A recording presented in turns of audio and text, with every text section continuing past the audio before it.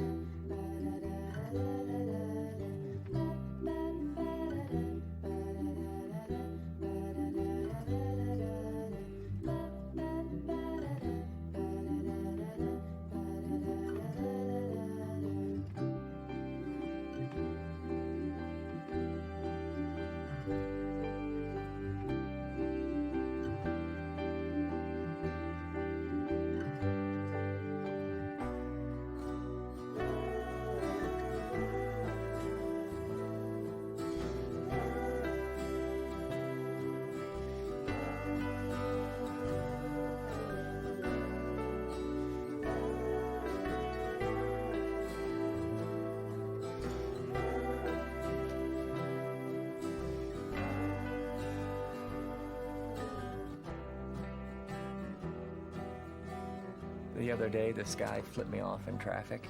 Apparently the 75 miles an hour I was going just wasn't fast enough, and so this guy let me know it. Only he didn't just give me one finger, he flipped me off with both fingers while keeping both hands on the steering wheel. I mean, the double gun salute.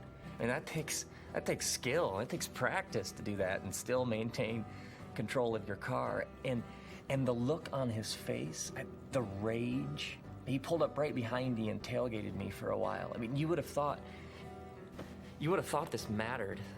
And then traffic began to spread out, and cars started to pull ahead, and he began to pass me. And so I thought, well, I'm gonna have a little fun with this. So I look over and smile so that as he passes me, he'll feel the love. And you know what he did when he pulled by me?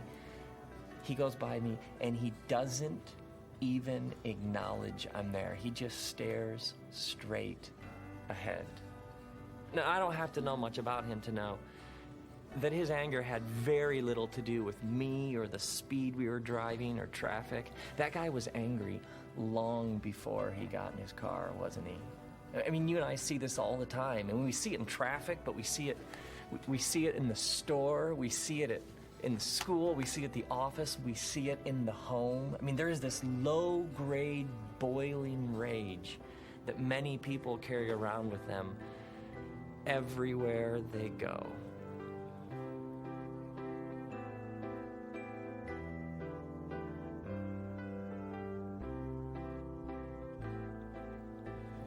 There's a story about Jesus in the book of Mark. He's in this confrontation with a group of religious leaders, and there's a man in their midst who has an injured hand. And these religious leaders don't think he should heal the man because it would break one of their rules. And so Jesus says to them, he says, well, which is better? To do good or to do evil? To save life or to destroy it? And the scriptures say that they remain silent, that they have nothing to say. His question essentially calls out the hardness of their hearts, and they have no answer for him. And then the Bible says that Jesus looked around at them in anger. Jesus gets angry. Now, this story was first told in the Greek language, and there's a subtle nuance to this word anger in the Greek language. It's in what's called the aorist tense, which is a technical way of saying Jesus' anger is a temporary feeling. It comes on him, and then it leaves him. Anger is simply an emotion. It's just your body's way of telling you that your will has been blocked. What you want to happen isn't happening. The problem isn't anger. The problem is what we do with it. It's where we take it. It's where we go with it. The question is, why am I angered? Because my anger is going to lead somewhere. And so there is a response to anger that is petty and selfish. It's a whole state of being. It's easily offended. It's an aggression that sits just below the surface, and then it expresses itself at the strangest times. There is a response to anger that's essentially all about us, our pride, our ego, all of the ways we work so hard to prop up and protect and defend our selfish little kingdoms. But that isn't what's going on here with Jesus. Jesus has identified himself with an injustice larger than himself. There's something divine about his anger, because some things are worth getting angry about. See, some anger is actually healthy and necessary. Which is more disturbing, a God who gets angry or a God who can see exploitation and abuse and injustice and not get angry? I mean, war, violence, somebody using their strength to take advantage of the weakness of another. I mean, God is love, and when a human is abused, mistreated, dehumanized, there is going to be divine anger, the kind that identifies with anybody who's being mistreated or harmed. I was out with my wife and some friends one night, and we were coming back at the end of the evening to where I'd parked my car. And I look up ahead, and I see this guy, and he's trying to break into my car. It's obvious he's trying to steal it, and so I start running towards the car, and he looks up and sees me and takes off running down the street. And so I get up to my car and I check it out, and it's okay. He hadn't gotten in, he hadn't broken anything. And I'm standing there next to my car, and I look down the street, and he's just turned the corner from the edge of the street, and he's headed onto this bridge that goes back into another part of the city. And I watch him for a second, and I thought, I'm gonna chase him. So I take off running after this guy. I get to the end of the street, I round the corner, and I'm now on the bridge, and I'm actually catching him. I mean, I am running like a man possessed, and I'm closing the gap. I'm getting closer and closer and closer to him. And the thought occurs to me, what is my plan here? And I'm getting closer and closer and closer. And at one point, the guy looks back at me. I don't think this is what he expected. And I get right up behind him, and now I'm at a full sprint, and I'm a couple feet behind him. And for some reason, I yell at the top of my lungs, right at the back of his head, "You're mine! I've got you in my sights!" Like who talks like this? Like, I've got you in my sights? And then it occurs to me, nobody this slow is traveling without a weapon. And so I stop chasing him, and he runs out to the end of the bridge and then disappears into the trees. And I find myself standing there on the bridge with adrenaline pumping through my body. I mean, there is this unbelievable energy that anger can stir up within us. Have you ever gotten so angry that you scared yourself? Have you ever gotten so angry that you said things and you couldn't believe you were saying them? You're like, where did this come from? I had no idea that was inside of me. Have you ever gotten so mad that you broke something? I mean, you can find somebody who's depressed, tired, exhausted. You get them angry, and it's like rocket fuel. I mean, it is unbelievable energy and stimulus. I mean, there's power within us when we're angry that can frighten us. What does Jesus do with his anger? The scripture says that he looks around at the religious leaders, and then he says to the man with the injured hand, "Stretch out your hand." And the man stretches out his hand, and Jesus heals him. Jesus' anger leads to an act of healing and restoration. His anger, it increases the peace of the world. It leads to this good deed that makes things better. What does your anger lead to? Does your anger increase the peace around you? I mean, does your anger make the world a better place?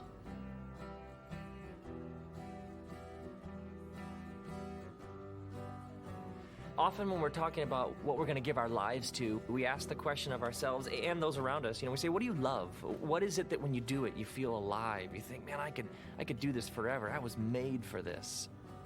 And so when we're talking about, calling and mission and vocation and purpose, what we're going to give our life to. One of the questions we often ask is, what do you love? But there's another question we can ask. What makes you angry?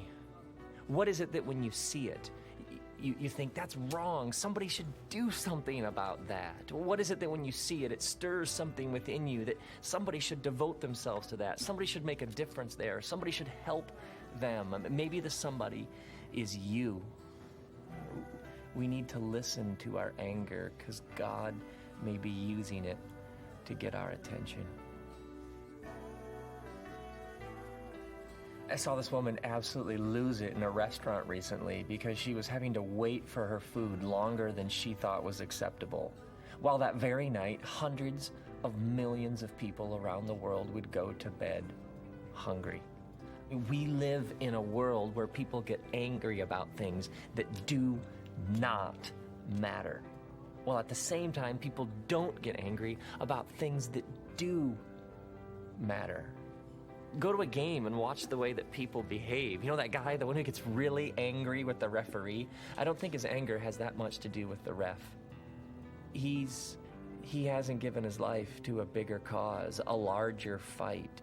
He was made to give his life to something bigger, something more beautiful, something that helps make the world a better place, and he's wasting it, and he knows it, even if he wouldn't say it that way. So he goes to the game, and he shouts, and he boos, and his face turns red, and he gets all upset with the referee. But the truth is, some people are looking for a fight because they aren't in one. The people I know who are most engaged with the suffering of the world, the people I know who have given themselves to big, beautiful, healing kinds of causes, they're generally free from that irrational, petty kind of anger. They don't fall into the trap of that low-grade rage that actually increases the brokenness of the world. Are you one of those people? Or maybe we should ask your friends, or your husband, or your wife, or your boyfriend, or your girlfriend, or your coworkers. We should ask your kids, because they'll tell us, because they know. If you're one of those people, the question is, some people say, well, I just have a temper. No. You have things going on inside of you that you aren't dealing with. The question is whether or not you will have the courage to go searching for where that anger comes from and why you respond the way that you do. The question is whether you want to be free, because there will always be things to complain about, and there will always be people who need your help. To become more like Jesus, we need to embrace the simple truth that we were made to give ourselves to a cause bigger than ourselves, a cause that increases the peace in the world, a cause, a purpose, a task that makes the world a better place.